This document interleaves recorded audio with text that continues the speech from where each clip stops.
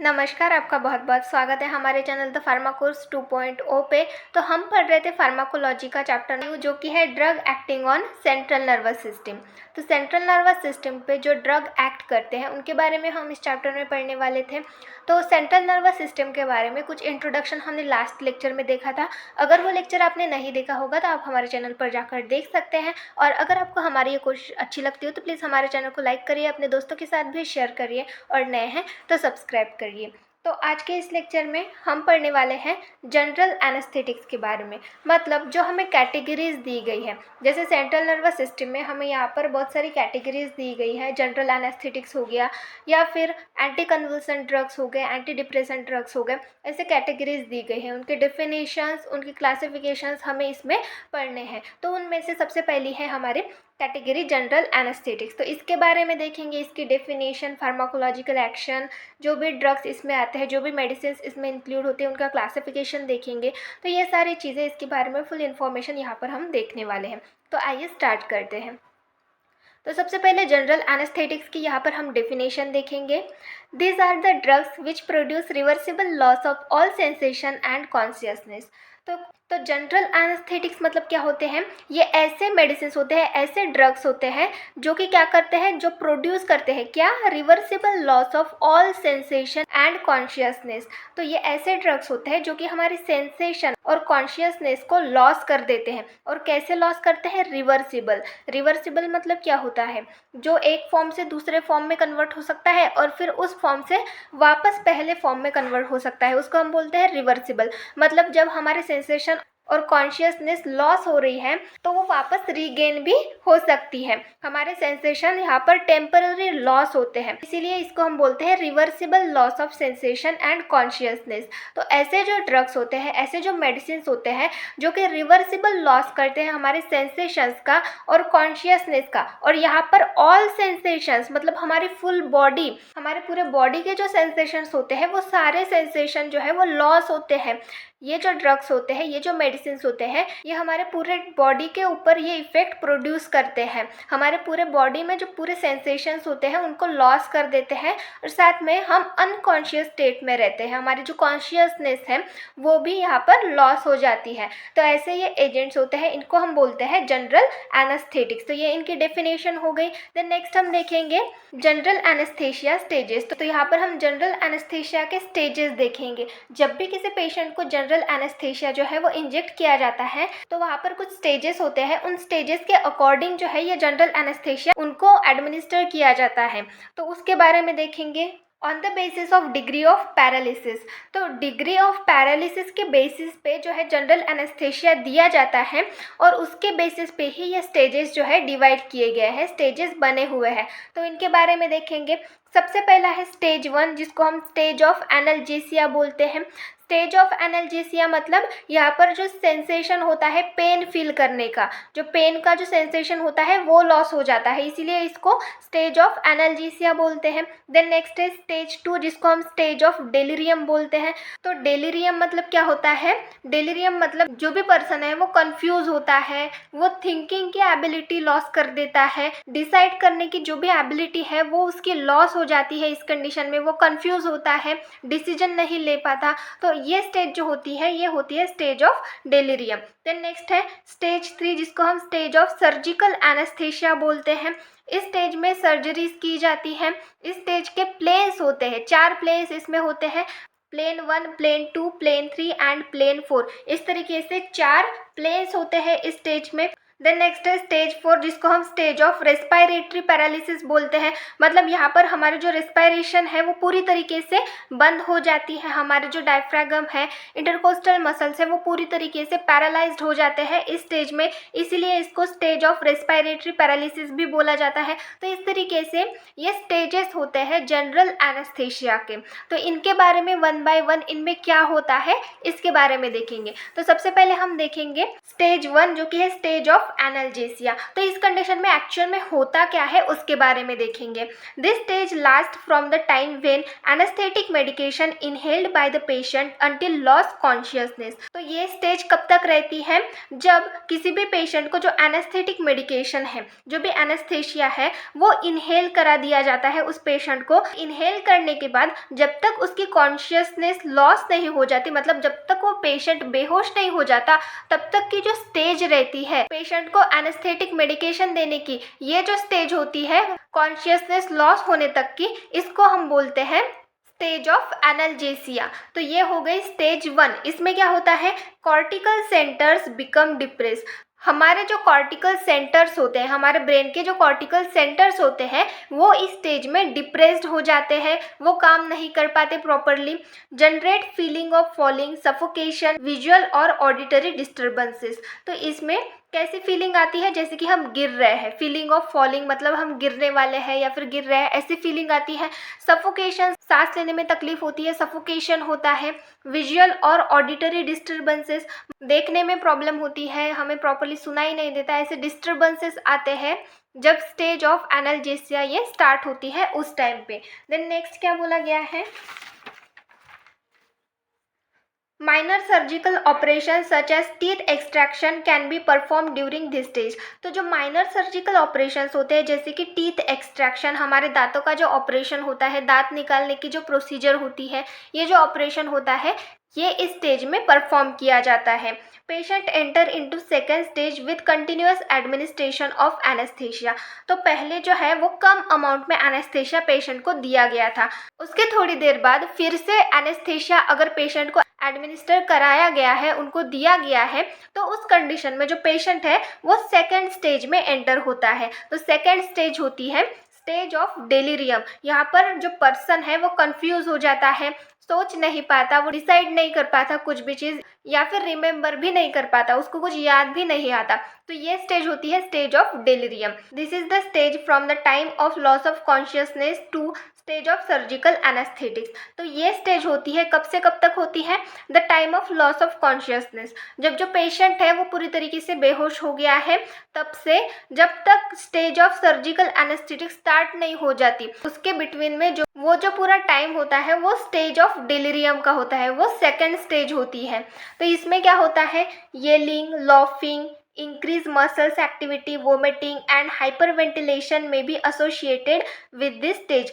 ये लिंग मतलब जो भी पेशेंट है वो चिल्ला सकता है, चिल्लाना ये कंडीशन होती है। लॉफिंग, हंस सकता है, इसमें मसल्स एक्टिविटी इंक्रीज हो सकती है, वॉमिटिंग हो सकती है पेशेंट को, हाइपर वेंटिलेशन मतलब जो ब्रीथिंग रेट है वो इंक्रीज हो सकता है। तो ये सारी चीज़ें जो है ये इस स्टेज में ऑकर होती है।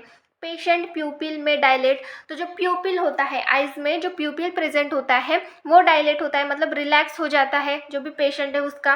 देन नेक्स्ट है सेवरल हाइपरटेंशन एंड ट्रैकिकार्डिया में डेवलप। तो हाइपरटेंशन मतलब हाई ब्लड प्रेशर हो जाता है, और साथ में ट्रैकिकार्डिया मतलब जो भी हार्ट रेट है वो इंक्रीज हो जाती है। तो इस तरीके से ये सारी चीज़ें स्टेज 2 में होती है। देन नेक्स्ट है स्टेज 3। तो स्टेज 3 को हम बोलते हैं stage of surgical anaesthesia.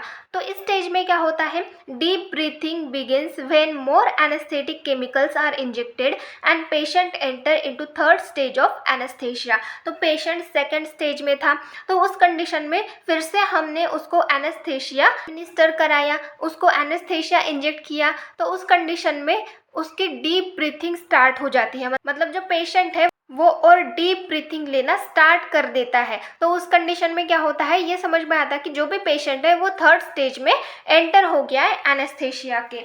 Then next है This stage lasts from conclusion of the second stage until spontaneous breathing stop due to overabundance of anesthetic agents। तो ये स्टेज कब से कब तक रहती है? जब से जो सेकेंड स्टेज रहती है, सेकेंड स्टेज में जब इंजेक्ट करते हैं एनेस्थेटिक एजेंट, उसके बाद जब डीप ब्रीथिंग स्टार्ट होती है, तो डीप ब्रीथिंग स्टार्ट होने के बाद जब तक ओवर एबेंडेंस मतलब जो भी एनेस्थेटिक एजेंट्स है वो ओवर नहीं हो जाता, मतलब ज़्यादा नहीं हो जाता, तब तक की ये जो स्टेज होती है ये थर्ड स्टेज होती है। Following symptoms indicate beginning of this stage. तो यहाँ पर कुछ सिम्टम्स दिखते हैं, ये स्टेज अगर बिगिन हुई है, ये स्टेज स्टार्ट हुई है, तो इस कंडीशन में कुछ सिम्टम्स दिखते हैं, उसके बारे में देखेंगे। तो कौन कौन से सिम्टम्स दिखते हैं वो देखेंगे। सबसे पहला है रेगुलर रेस्पिरेशन इज रिगेन। तो इस कंडीशन में स्टार्टिंग में क्या हुआ था, जो भी ब्रीथिंग है वो बहुत ही ज़्यादा डीप हो रही थी, फिर धीरे धीरे जो रेगुलर रेस्पिरेशन है वो रीगेन हो गया, मतलब नॉर्मली जो पेशेंट है वो रेस्पिरेशन कर रहा है। स्केलेटल मसल्स जो है वो पूरी तरीके से रिलैक्स्ड हो जाते हैं। ग्रेजुअल लॉस ऑफ रिफ्लेक्सेस, तो जो भी रिफ्लेक्सेस है वो लॉस हो जाते हैं, कोई भी रिफ्लेक्स प्रेजेंट नहीं रहती। Then eyeballs are moving, eyeballs normally move करते हैं पेशेंट के। तो इस तरीके से ये कुछ सिम्टम्स दिखते हैं ये स्टेज, थर्ड स्टेज स्टार्ट होने के बाद। Major surgical operations are done in this stage. तो जो मेजर सर्जिकल ऑपरेशंस होते हैं, बड़े बड़े जो ऑपरेशंस होते हैं वो इस स्टेज में परफॉर्म किए जाते हैं। Surgical anaesthesia divided into 4 planes. तो जैसे हमने पहले देखा था, स्टेज है, थर्ड स्टेज है, ये 4 प्लेन्स में डिवाइड की गई है। तो उन 4 प्लेन्स के बारे में यहाँ पर हम देखेंगे। तो सबसे पहला है प्लेन 1। तो प्लेन 1 में क्या होता है उसके बारे में देखेंगे। आईबॉल्स आर मूविंग, पेशेंट के जो भी आईबॉल्स होते हैं वो प्लेन 1 में नॉर्मली मूव करते हैं।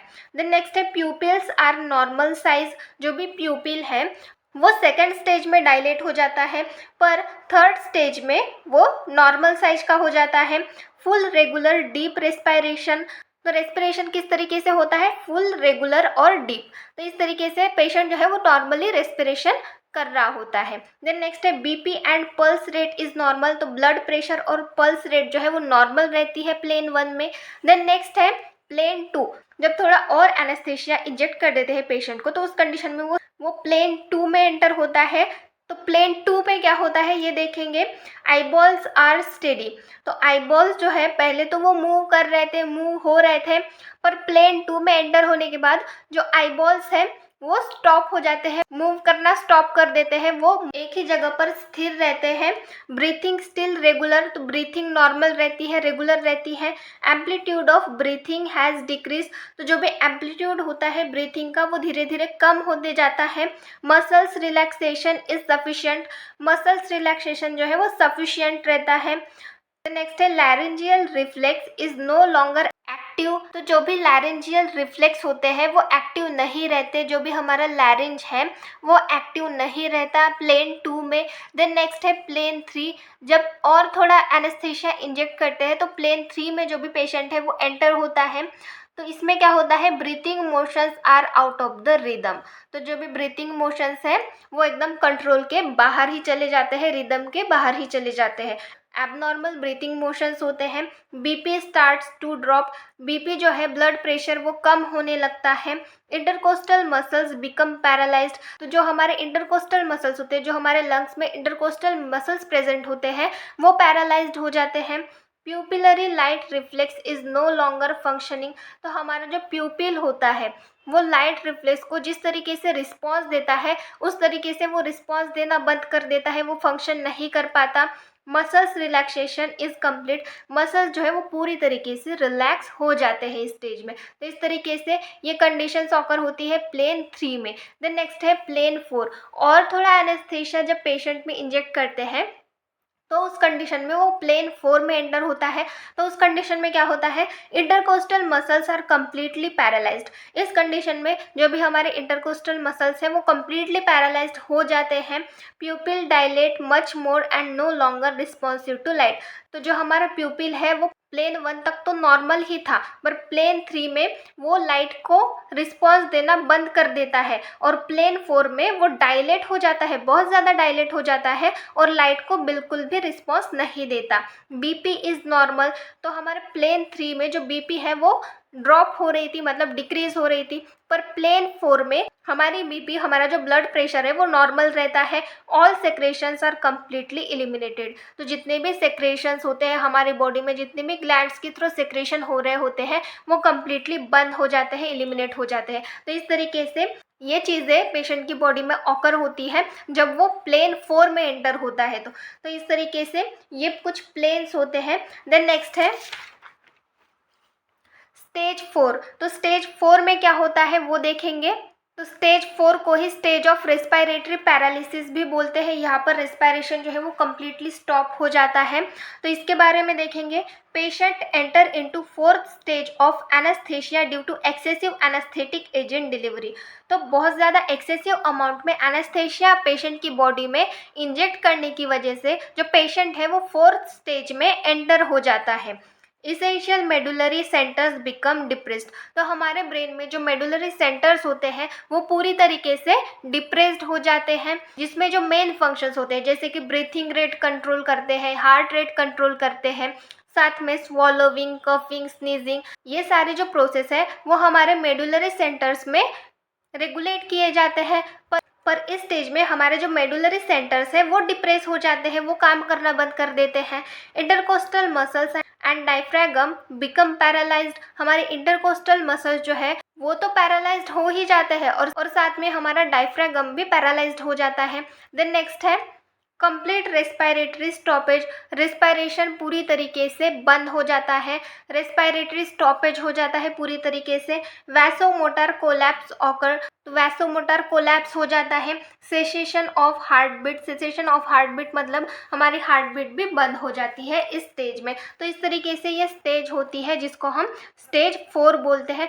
तो इस तरीके से स्टेज 4 में ये सारी चीज़ें ऑकर होती हैं। तो यहाँ पर हमने ये पूरे स्टेजेस के बारे में देख लिया। जब हम एनेस्थेशिया पेशेंट को इंजेक्ट करते हैं तो उस कंडीशन में वो किन किन स्टेजेस से गुजरता है और उन स्टेजेस में क्या होता है, ये सारी चीज़ें हमने यहाँ पर देख ली। तो नेक्स्ट हम देखेंगे क्लासिफिकेशन ऑफ जनरल एनेस्थेटिक्स। तो एनेस्थेटिक्स का क्लासिफिकेशन, ये जो जनरल एनेस्थेटिक्स है इसका क्लासिफिकेशन यहाँ पर हम देखेंगे।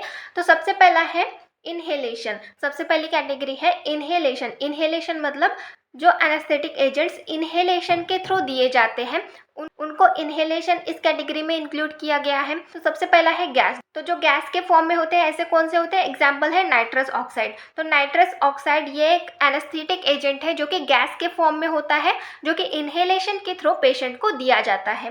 देन नेक्स्ट है वोलेटाइल लिक्विड्स। तो वोलेटाइल लिक्विड्स ये भी इनहेलेशन के थ्रू पेशेंट को दिए जाते हैं। तो इसके एग्जाम्पल्स है ईथर एंड हैलोथेन, ये दो एग्जाम्पल्स हो गए इसके। तो इस तरीके से इनहेलेशन के थ्रू जनरल एनेस्थेटिक के ये ड्रग्स होते हैं, ये मेडिसिन होती है। देन नेक्स्ट है इंट्रावीनस। इंट्रावीनसली मतलब डायरेक्टली पेशेंट की बॉडी में जो ड्रग्स इंजेक्ट किए जाते हैं इंट्रावीनस रूट से, उसके बारे में देखेंगे। सबसे पहली कैटेगरी है फास्ट एक्टिंग ड्रग्स, जो कि फास्टली इफेक्ट दिखाते हैं। ऐसे ड्रग्स कौन से हैं, थियोपेंटोन, सोडियम और प्रोपोफोल, तो ये इस कैटेगरी में आते हैं। देन नेक्स्ट है स्लो एक्टिंग ड्रग्स, जो कि स्लो एक्ट करते हैं, धीरे धीरे इफेक्ट दिखाते हैं। ऐसे कौन से ड्रग्स है, इनमें भी कैटेगरीज है। सबसे पहला है बेंजोडाइएजेपिन, जिसमें डाइएजेपम, लोराजेपम ये ड्रग्स आते हैं। दूसरा है ओपोइड एनाल्जेसिक, जिसमें फेंटेनिल ये ड्रग आता है। तीसरा है डिसोशिएटिव एनेस्थेटिक, जिसमें केटामाइन ये ड्रग आता है। तो इस तरीके से ये क्लासिफिकेशन होता है जनरल एनेस्थेटिक्स का। तो इस तरीके से यहाँ पर हमने ये प्लेन्स देखे, जनरल एनेस्थेशिया की डेफिनेशन देखी और क्लासिफिकेशन देखा। तो यहाँ पर आज के लेक्चर में बस इतना ही। नेक्स्ट लेक्चर में ये जो ड्रग्स हैं इनके हम pharmacological actions, contraindication, indications, doses कितना लेना चाहिए, ये सारी चीज़ें देखेंगे। जितने भी ड्रग्स हमने क्लासिफिकेशन के देखे इन सारे ड्रग्स के बारे में देखेंगे हम नेक्स्ट लेक्चर में। तो आज के लेक्चर में बस इतना ही। Thank you.